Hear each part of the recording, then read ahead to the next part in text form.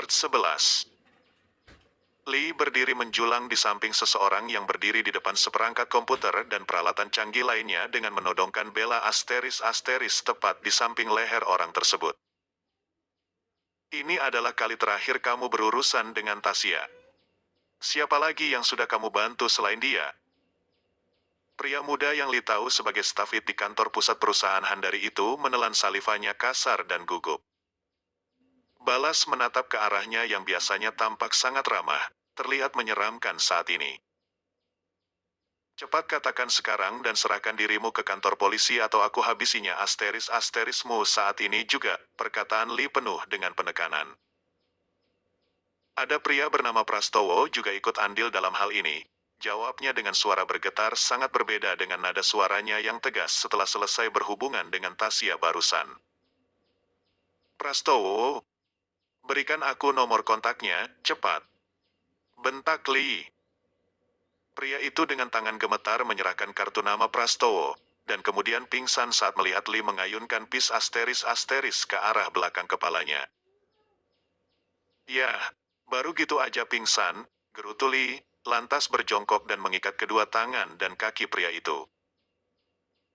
Lee lantas bangkit dan berjalan membuka pintu ruangan kerja pria itu, serta menemui seorang pria di luar. Dia pingsan, ujar Lee seraya tersenyum kecut. Kamu sudah mendapatkan informasi lainnya? Tanya pria tampan itu. Sudah, jawab Lee seraya mengulurkan kartu nama yang ia dapatkan. Aku yang akan selesaikan urusan dengan Pras. Dia terlalu dekat keberadaannya dengan Belinda. Aku akan selesaikan dia sendiri. Kamu sungguh yakin jika Linda adalah adikmu? Sangat yakin. Tapi, aku tidak akan berbuat apapun sebelum mendapat kabar tentang mamaku. Semoga berhasil. Tidak. Harus berhasil. Aku percaya kali ini kita akan bisa membuka kedok semuanya. Gio terlalu bodoh selama ini mempercayai orang yang salah. Tapi juga dia tidak bisa disalahkan 100%. Kecelakaan yang ia dapatkan terakhir kali sudah banyak merubah dirinya. Aku tidak mau menghakimi siapapun, tapi jika Gio tidak berubah dan masih memperlakukan Belinda dan si cantik dengan semena-mena. Bahkan, kamu pun tak bisa menghentikan aku untuk menghancurkan dirinya. Aku tidak akan ikut campur, tukas Lee seraya mengangkat kedua tangannya ke udara tanda bahwa dirinya tidak mau mencari masalah dengan keluarga Alfredo. Kamu mau apakan anak itu? Tanya Wirda seraya menunjuk ke arah pintu dengan dagunya. Aku akan laporkan dia ke polisi beserta beberapa orang lainnya. Bagus. Asteris.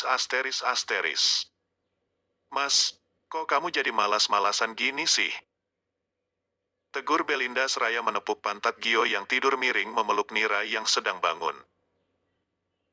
Belinda merasa keheranan, biasanya suaminya itu tidak pernah lepas dari ponselnya. Kini, bahkan ponsel Gio dalam keadaan mati tergeletak di meja, begitu juga miliknya. Belinda mengerutkan dahinya dan duduk pada tepi ranjang membelakangi Gio. Ia meraih ponselnya dan menyalakannya. Kini dirinya tidak hanya curiga kepada Gio tetapi ia juga heran kepada ibunya yang biasanya tidak akan berhenti menerornya sebelum keinginannya terpenuhi. Baru saja pikiran itu berkecamuk di dalam kepalanya, ponselnya berdering dan sebelum Belinda menerima panggilan tersebut Gio sudah duduk memeluknya dari belakang. Belinda yang hendak memalingkan wajah urung melakukannya karena kalah cepat dengan dagu Gio yang sudah menguasai pundaknya. Cepat angkat dan hidupkan pengeras suaranya. Aku ingin dengar apa yang akan dikatakan oleh ibumu. Belinda menuruti apa yang dikatakan oleh Gio dan begitu gambar berwarna hijau itu tertekan. Suara Farah dengan penuh amarah kembali memenuhi seluruh kamar, hingga Belinda dengan tangan gemetar kaget mengecilkan volume suaranya. Kamu ini memang anak tidak tahu diri, ya? Bisa-bisanya seharian tidak mengaktifkan ponselmu. Sombong kamu. Sudah berani kamu mengadu pada suamimu ya? Dengar anak durhaka, ibu tidak takut dengan ancamannya. Kamu tetap harus memberikan apa yang ibu mau. Dan untuk saat ini yang ibu mau adalah kamu segera bercerai dengannya lalu minta tunjangan perceraian yang besar. Kamu dengar itu? Kata Farah berapi-api. Belinda merasakan eratnya pelukan Gio di perutnya. Iya, Bu, jawab Belinda setelah 2 kali menelan salivanya kasar. Hatinya kembali tercabik nyeri mendengarkan kata-kata penuh kebencian dan intimidasi dari ibunya itu. Gio lantas merebut ponsel Belinda dan berkata, "Ibu sungguh bernyali besar, ya.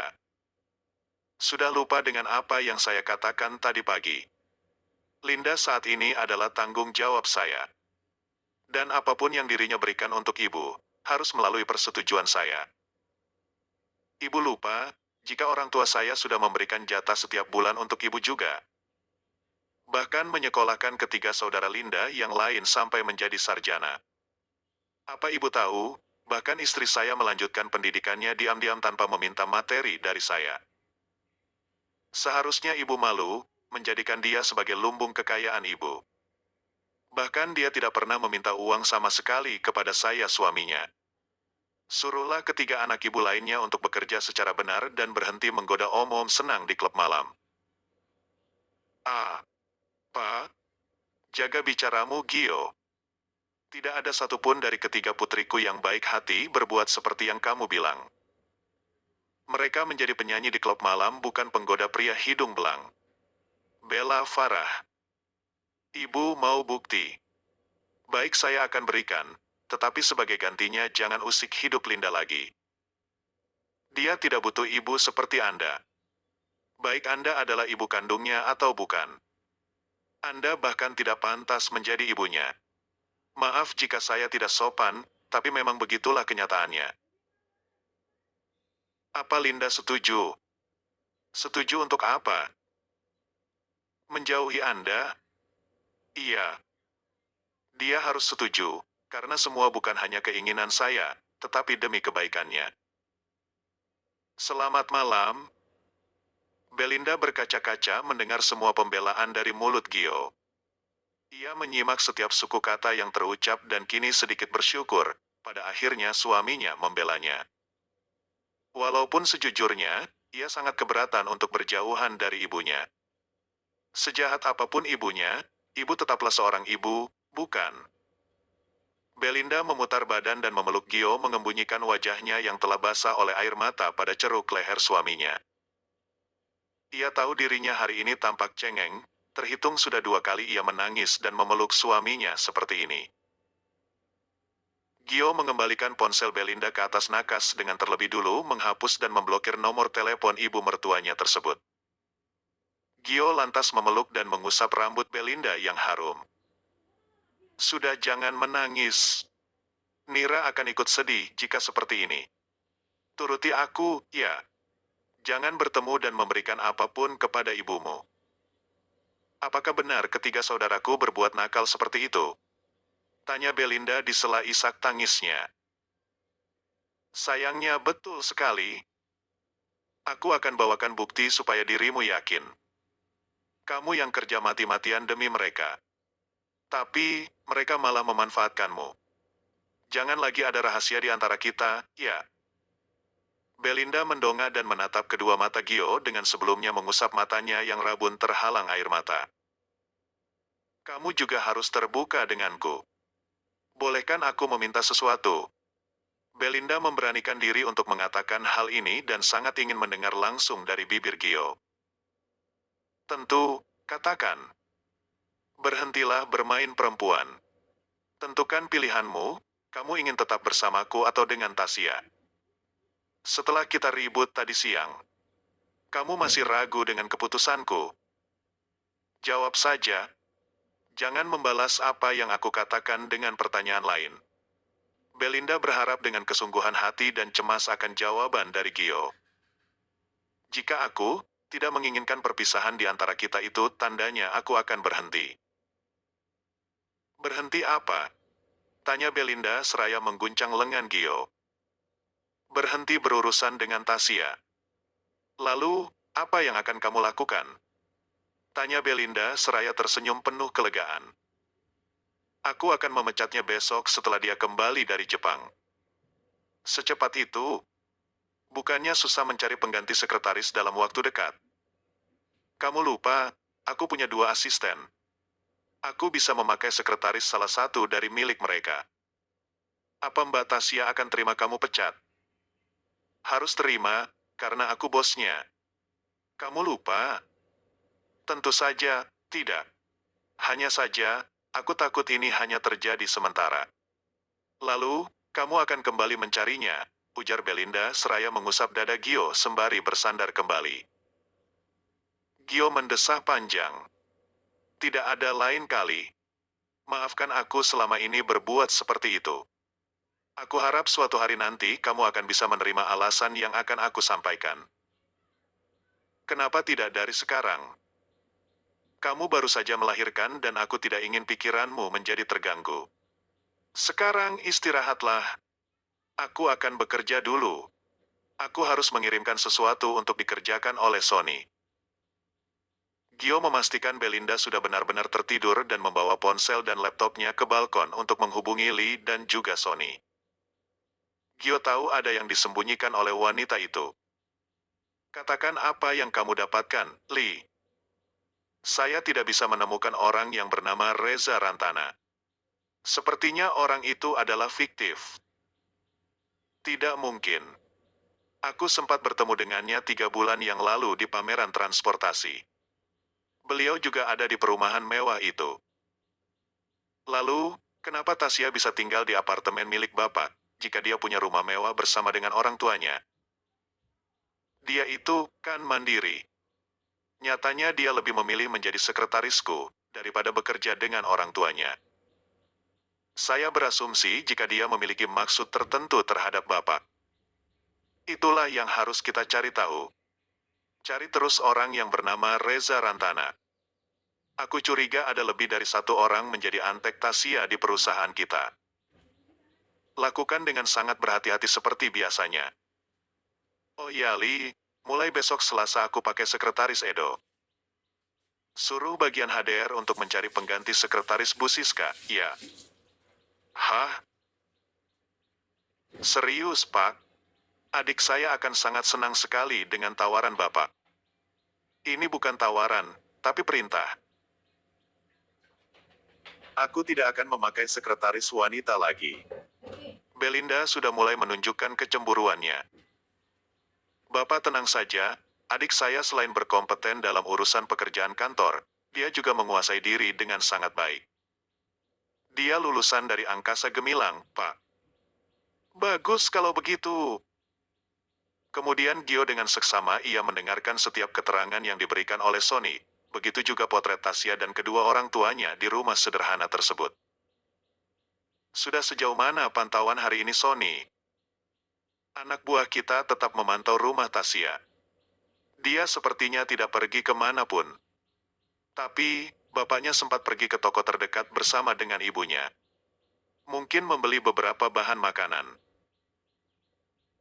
Sudah mendapatkan foto mereka. Gio menggeram marah, ia sungguh telah dikelabui oleh Tasya. Entah mana yang benar kali ini, Reza Rantana atau kedua orang tua yang tampak dalam gambar yang dikirimkan oleh Sony. Kamu tahu siapa nama orang tua itu? Agus. Agus siapa? Hanya itu saja yang tetangga sekitar tahu tentangnya. Begitu juga dengan nama ibunya itu adalah Dian. Tasya sudah berani bermain denganku. Apa yang sebenarnya dia tutupi? Baiklah kalau begitu. Aku sudahi dulu. Belinda sudah mulai bangun, bisik Gio dengan sangat lirih tetapi masih mampu ditangkap oleh kedua bawahannya itu. Gio menatap pergerakan Belinda yang kemudian duduk dan tampak mencari keberadaannya. Belinda kemudian duduk dan menghadap ke arahnya. Kenapa kamu di situ? Tanya Belinda yang terbangun karena haus, dan mendapati Gio duduk di balkon. Nanti nyamuknya masuk gigit Mira. Iya, sayang. Sekarang aku masuk. Berikan semua file dan tinggalkan laptop beserta dokumen di meja, kata Sony kepada Tasya. Tasya menatap tajam ke arah Sony dan bangkit dari duduknya. Kesesalan dan keresahan yang sedari beberapa hari terakhir terjadi juga, serta semakin memuncak karena ponsel Gio yang tidak pernah aktif. Begitu pula tidak ada kabar apapun dari pria itu. Seolah ia tertelan bumi, dan Tasya tidak dianggap keberadaannya. Tasya beralih menatap sengit ke arah pintu ruang Gio yang tertutup rapat. Sementara dari tempatnya berdiri saja, ia bisa tahu tidak ada satu orang pun di sana. Gio memindahkan ruang kerjanya di tempat yang lebih terbuka hanya terhalang kaca besar yang langsung dirinya bisa mengawasi para pegawai. Sementara Tasya dipindahkan tepat berada di samping pintu kaca geser, tidak satu ruangan tentu saja. Berbeda dengan seminggu yang lalu. Tasya mendengkus dengan segala kejengkelan dan amarah yang kini ia luapkan pada Sony yang selama 1 minggu di Jepang menempel padanya seperti perangko. Tasya hanya bisa menikmati satu malam tenang di rumah sewa. Setelah keesokan harinya, Sony meminta dirinya untuk pindah ke hotel yang sudah disediakan perusahaan dengan dalih atas perintah bos besar yang tidak lain dan tidak bukan adalah Sarhan Zaron. Pegawai diwajibkan menggunakan fasilitas yang diberikan oleh perusahaan. Semua rencananya mundur karena pekerjaan yang dirinya pikir akan selesai dalam 2 hari mundur menjadi seminggu. Entah apa yang dilakukan oleh Sony, sehingga banyak hal yang dilakukan oleh Tasya tidak seperti saat ia bersama dengan Gio dan lebih banyak menyenangkan pria tersebut daripada bekerja. Kendalikan dirimu dan ingat di mana kamu berada, tegur Sony membalas tatapan benci Tasya dengan dingin dan tajam. Kamu berani denganku. Kamu tidak tahu siapa aku, ucap Tasya dengan gigi saling beradu. Beberapa karyawan yang melewati depan mejanya mencuri pandang dengan penuh tanya akan interaksi keduanya. Kamu hanya sekretaris di sini. Jadi, berhenti berakting seolah kamu nyonya besar. Ingat siapa istri bosmu. Tasya meludahi wajah Sony dan berkacak pinggang. Berapa sogokan yang diberikan Linda kepada kamu, hah? Katanya menantang dengan dagu terangkat. Sony yang sempat mundur selangkah karena aksi tidak terpuji dari Tasya segera mengambil tisu basah dari meja dan mengelap mukanya. Beberapa karyawan lain juga berdiri mematung di sekitar mereka, dan menatap jijik ke arah Tasya bersama dengan dengungan menanggapi aksi wanita saraf dengan amarah tersebut. Coba saja kamu bukan wanita sudah aku habisi kamu, kata Sony dengan mengetatkan rahangnya membalas tatapan Tasya. Jangan mengalihkan pembicaraan. Berapa besar Belinda membayarmu? Kamu nggak tahu, aku ini pacar bosmu, dari dulu sampai sekarang. Ujar Tasya tak tahu malu. Dasar perempuan tidak tahu diri. Seharusnya kamu tidak semurahan ini, Tasya. Tapi ya, dasar perempuan gak jelas, sudah berani juga memalsukan identitas. Jadi, lebih baik kamu segera angkat kaki dari sini, balas Sony seraya mengibaskan tangannya menyuruh Tasya untuk segera hengkang dari sana. Langkah kaki yang terdengar seperti tergesa-gesa mendekat ke arah mereka. Siska berdiri di samping Sony dan mengulurkan sebuah amplop coklat kepada Tasya. Tanda tangani dan segera angkat kaki dari sini. Perbuatanmu sungguh memalukan Tasya. Tegur Siska. Aku sungguh malu dulu merekomendasikan jabatan ini kepada Pak Gio kalau ternyata kamu berbuat selingkuh dengan bos kita. Aku kekasih Gio. Dari sebelum dia menikah dengan wanita matre itu, aku adalah kekasih Gio Zaron. Jerit Tasya seraya menggebrak meja. Tangannya meraih amplop coklat tersebut dan merobeknya menjadi berkeping-keping. Aku tidak terima perbuatan kalian, tunjuknya ke arah Siska dan Sony. Aku akan laporkan kalian dan perusahaan ini ke serikat kerja. Laporkan saja dan aku akan laporkan kamu dan juga beberapa temanmu yang melakukan penyelewengan jabatan di perusahaan ini. Kamu kira kami tidak akan tahu? Ini perusahaan besar Tasya, banyak pegawai yang loyal terhadap atasan kita. Tidak seperti kamu yang merasa di atas angin karena dapat menjerat Pak Gio. Apalagi, sampai memalsukan identitas. Masih mending Pak Gio tidak melaporkan kamu ke polisi, kata Siska panjang lebar. Yah, kami tahu. Ada kalanya laki-laki suka jajan. Icip-icip sikit lah. Tapi jelas, perbuatanmu tidak bisa ditolerir lagi. Jadi, segera pergi dari sini dan tinggalkan semua dokumen dan laptop dan peralatan lainnya atau kami laporkan kamu ke polisi. Jangan khawatir ketiga orang temanmu yang lain sudah berada di tahanan. Apa? Aku tidak ada hubungannya dengan korupsi dan penyelewengan jabatan. Oh ya? Kamu mau kami beberkan semua bukti di depan? Baiklah. Toh, cepat atau lambat ketiga orang itu akan membuka suara dan kamu akan segera tertangkap. Uh, Kalian sungguh kurang ajar. Tunggu pembalasanku. Kami tidak takut dengan ancamanmu. Maka, segera pergi dari sini, jawab Siska santai seraya mundur memberikan ruang pada Tasya yang berjalan dengan penuh hentakan membawa tas kecil bertali rantai. Jenis tas yang lebih pantas dibawa untuk berpesta daripada ke kantor. Tasya memalingkan wajah melirik pada tas kerja besar berisi semua pekerjaannya selama ini, dan kemudian mendengkus kasar sebelum berlalu dari sana. Aku akan memeriksa isi tas ini, kata Sony kepada Siska seraya meraih tas yang berada tepat di samping kursi yang Tasya duduki tadi. Ketiga orang itu benar-benar ada? Tanya Siska seraya berbisik. Sony tersenyum tipis dan berbisik, terus awasi para pegawai. Aku yakin kaki tangan Tasya masih berada di sini. Jadi, semua cuma gertakan, Siska cemberut dan memukul lengan atas Sony. Tidak juga. Sudah kamu fokus dengan apa yang diperintahkan oleh bos. Nanti Pak Yanto akan ke sini. Oke. Asteris asteris asteris. Belinda menggendong Nira dan mencari keberadaan Gio. Mas, di mana, Ma? Mala yang baru saja muncul dari ruang laundry terus berhenti dan menjawab, bukannya renang dari tadi. Kok, nggak ke kantor sih? Aneh deh udah seminggu loh, di rumah terus. Kamu juga kenapa gendong Nira terus, boboin Gi? Nggak perasaan Linda nggak enak. Gini aja deh biar tenang, jawabnya seraya menimang Nira. Nanti jadi kebiasaan loh dia. Nggak mau ditaruh. Nira pasti rasakan keresahan hati Linda. Dari tadi agak rewel dia. Kamu resah karena apa? Perasaan Linda nggak enak aja deh. Belinda menoleh ke arah kolam renang dan kini Gio tampak berjalan menuju kursi santai dan menjawab panggilan telepon. Bagus, lakukan seperti perintahku.